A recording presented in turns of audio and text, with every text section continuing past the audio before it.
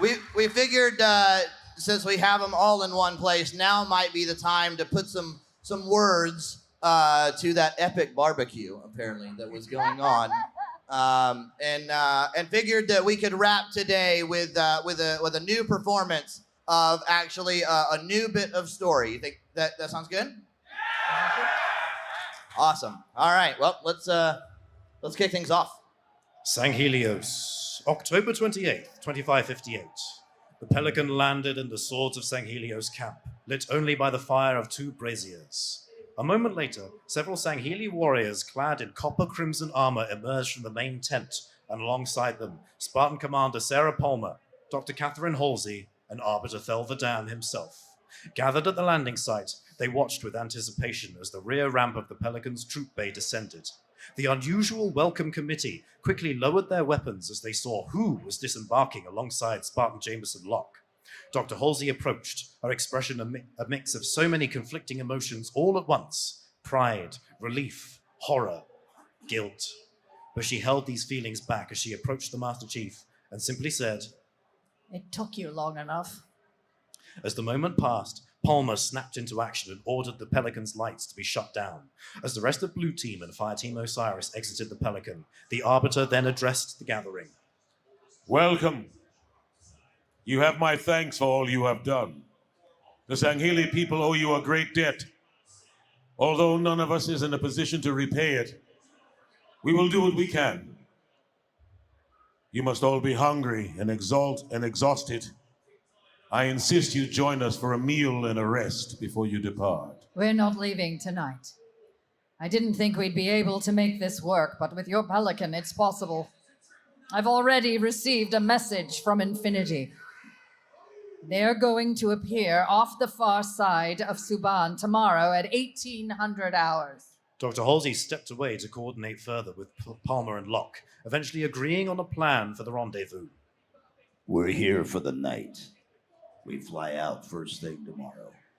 We have butchered and roasted a number of Kulo and Kuskatu to celebrate our victory over the last of the Covenant and the end of our civil war. We would be honored by your presence. As the night went on, the Arbiter took the Master Chief aside while the allied humans and Sangheli toasted to the victory they had shared against the Covenant. I was relieved when I heard that you had returned, Spartan. Even when our ship was severed in half as we fled the Great Foundry all those years ago, I had faith that you were not truly lost. I have heard many stories of the path that followed, but on this night, I would like to hear the tale from you. Cortana and I were adrift in space for over 4 years. We ended up at a shield world called Requiem, where we were led to awaken the Didact. A Forerunner survived? We fought. We lost. But now his armies have been unleashed on the galaxy, and our victory came at a price. Your companion, the AI. I remembered you trusted her with the fate of all when last we fought together. She changed. I don't know exactly what happened. I just know I failed her. In his mind, the Master Chief could still recall Cortana's parting words to him after they defeated the Didact together. "I'm not coming with you this time. Welcome home, John." But then, inexplicably, he had found her again, but not as she once was. Cortana had claimed that accessing an ancient quantum network known as the Domain had cured her rampancy, but she had somehow become driven by the same misguided logic that the Didact himself had sought to impose upon the galaxy. Our strength shall serve as a luminous sun toward which all intelligence may blossom, and the impervious shelter beneath which you will prosper. However, for those who refuse our offer and cling to their old ways, for you there will be great wrath. It will burn hot and consume you. And when you are gone, we will take that which remains and we will remake it in our own image. There was much he had to process, but the Master Chief was brought back to the present as the Arbiter spoke once more, his voice carrying hard-won wisdom. We all fail, Spartan. We all make mistakes. The Arbiter paused for a moment, a silent war raging inside him as to whether he should continue. I served the Covenant as a destroyer of your kind. I have killed more than can possibly be counted. And though I now fight for peace and unity among our peoples, I know that there shall come a day where I must count the lives that have been lost because of my actions. You helped to turn me from that path. Perhaps there is still yet a chance you could do the same for your companion. Were it so easy.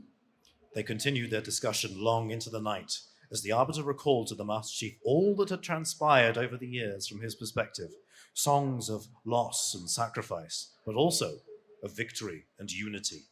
He concluded his tales with the hope he felt for the future, a grand project that would lift the species of the galaxy from their conflicts and bring about a prosperous new era.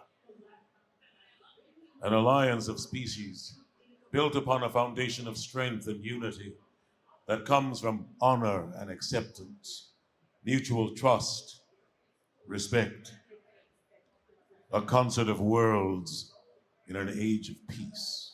The Arbiter slumped slightly, knowing that an age of peace was a long way off. There were many factions and threats still out there. Cortana and her created were just one of many. Were it so easy indeed.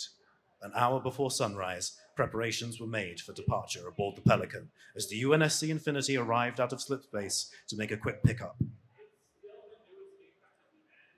Farewell, Spartan. When we first met, we were enemies fighting to end each other. Now, as allies, I am confident that we can face this new threat together once more. Dr. Halsey passed them, and the Arbiter gave her a pointed glance, to which she returned a haughty sniff. The Spartan and the Sangheili reached out to clasp forearms. Thank you. Though the Master Chief was never one for words, he found some resolve and semblance of hope in parting ways like this, and not through an act of sacrifice or betrayal. The Pelican lifted off the ground and blazed through the atmosphere of Sanghelios at incredible speed as the light of Urs shone over the horizon, leaving the world to face an uncertain, perilous new dawn.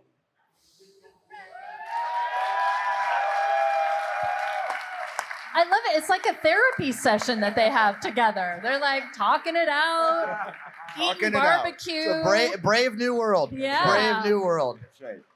What do you think, guys? Fun stuff? First of all, give a round of applause to all of our volunteers that we had up here.